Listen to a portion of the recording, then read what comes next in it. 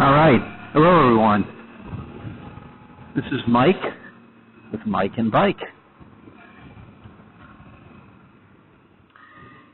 And I want to welcome you to my channel.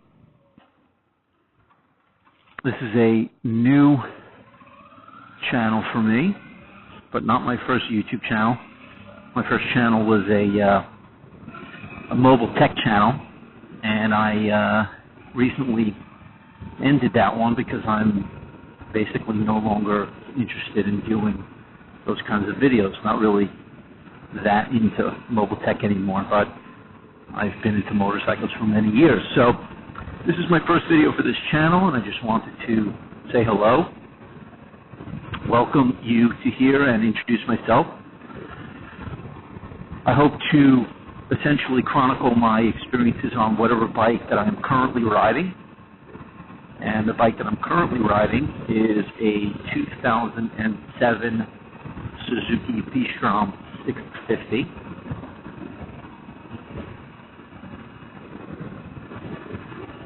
And in this first video, I really just wanted to give you my background and why I chose the V-Strom 650. And I'll show you the bike in a little bit. So I'm in my mid-40s, approaching my late 40s, and I've been riding pretty much my whole life, although I've been riding consistently now for the last 13 or 14 years. And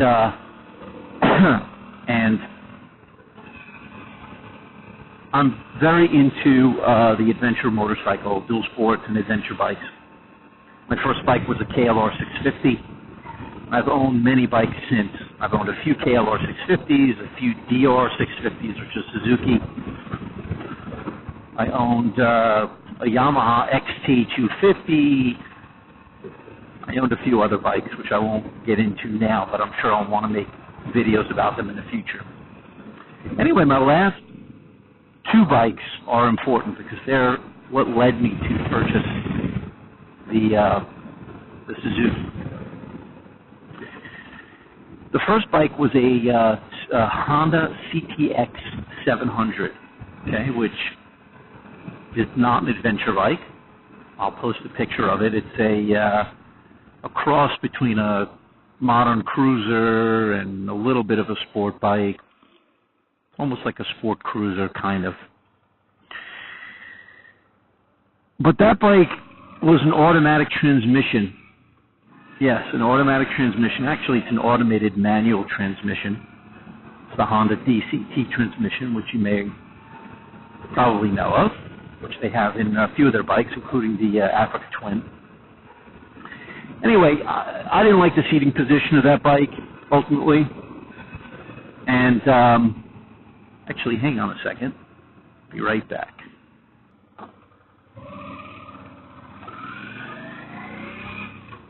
Okay, so anyway, I bought this Honda CTX 700.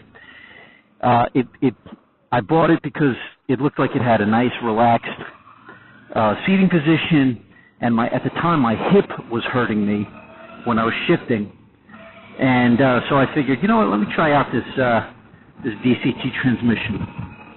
It might keep me on a motorcycle, but keep me comfortable without pain, or at least minimizing the pain.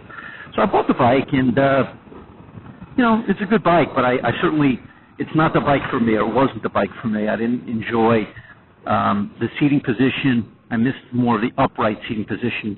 This had more of a cruiser seating position with the feet out in front. And, you know, that's okay, don't look. And I also missed shifting gears. So I went from that bike, which was a 670cc parallel twin, extremely smooth motor, to a 2015 Kawasaki KLR 650. I always loved the ergonomics of the KLR 650. It just is a bike that has always fit me really well. I like the rider's triangle on it. And so I bought this 2015 KLR 650, and much to my surprise, the bike was too vibey for me. I could not handle the vibes. And mind you, I always loved single-cylinder bikes, okay? But the KLR it was just too vibey for me. And I couldn't get used to it. So much so that I thought maybe something was wrong with my particular bike. And I contacted another guy who's local who has a 2012, and I said, can we meet and I can ride your bike and you can ride mine, and I just want to see if the vibes are the same. And sure enough, they were basically the same. So it wasn't my bike. It was just the KLR 650. Now, mind you, I don't ride much dirt, just a little bit here and there. I mean, really a little bit. I'd say 90% of my riding, if not more, is on the road, and occasionally I'll go on the dirt. But I found to a point where I realized that there's no one bike solution for me, that I should have a bike for the road and a bike for the dirt. So what I ended up doing was, while I had the KLR, thinking that I would take the KLR on the dirt, I found a really good deal on a 2007, this bike that I'm riding now, Suzuki V-Strom. And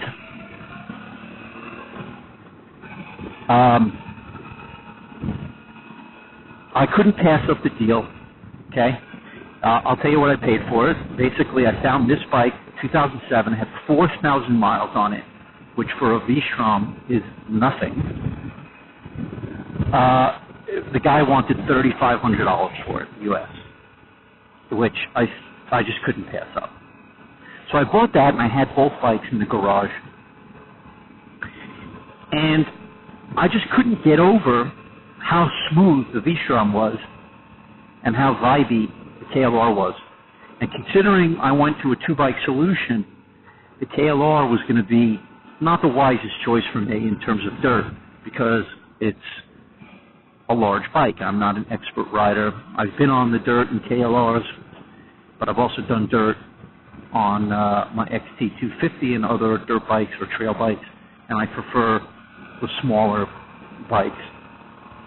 So I decided to sell the KLR 650 and keep my V-Strom 650, which is what I'm riding now. Okay? So that's what leads me to this bike here. And what I'm going to do is purchase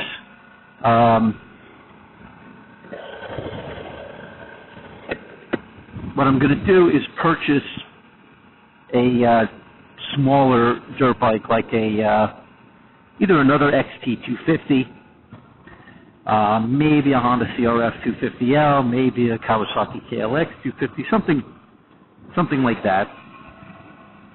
And anyway, that's what leads me to this bike, to this Suzuki. Anyone who knows anything about the Suzuki V-Strom knows that it has a very large following, a very dedicated following. It gets very positive reviews, and all for good reason. I mean, it really is just an overall phenomenal motorcycle. It's relatively inexpensive, both new and used. It's got plenty of aftermarket support. It's got extreme reliability, and it's a comfortable, enjoyable motorcycle to ride. The engine is legendary in its smoothness and its power delivery, and again, for all for good reason, because it is a jewel of an engine. So I basically have found, for me, my solution, which is a V-Strom 650, and again, I'm going to purchase a small, trail bike or dirt bike, so that I can take that and get something for my son, who's 12. He's learning how to ride dirt bikes now, so I want to start taking him out. So that's basically it. I'm going to show you the bike. Here's my bike, 2007 Suzuki V-Strom. It's pretty much stock. I'll go over the things that I've done to it. It's got stock engine and suspension, but some of the accessories or upgrades I've done is foot peg lowering kit. I've got the MGO top case on there, which is pretty cheap, but I like it. I've got stock tires and wheels. There's the foot peg lowering kit on the left side. I've got a V-Strom 1000 seat, which makes it a little bit higher than the 650 seat, which I like because I wanted to change the foot peg to seat ratio. I've got a ram mount right here. I've got cheap eBay mirrors, which I like better than stock. I've got a mirror extender on the left mirror so that I can put a ram mount in there. I've got the stock windshield and the Madstad bracket, which definitely helps reduce the wind buffeting for sure. And then I've got the OEM Suzuki handguards installed that I put on there. Other than that, the bike is stock. I'll start it up for you.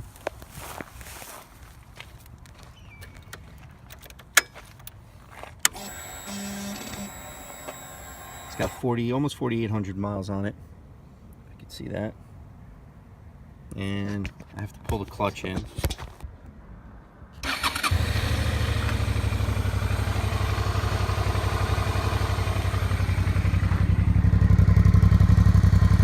Stock exhaust.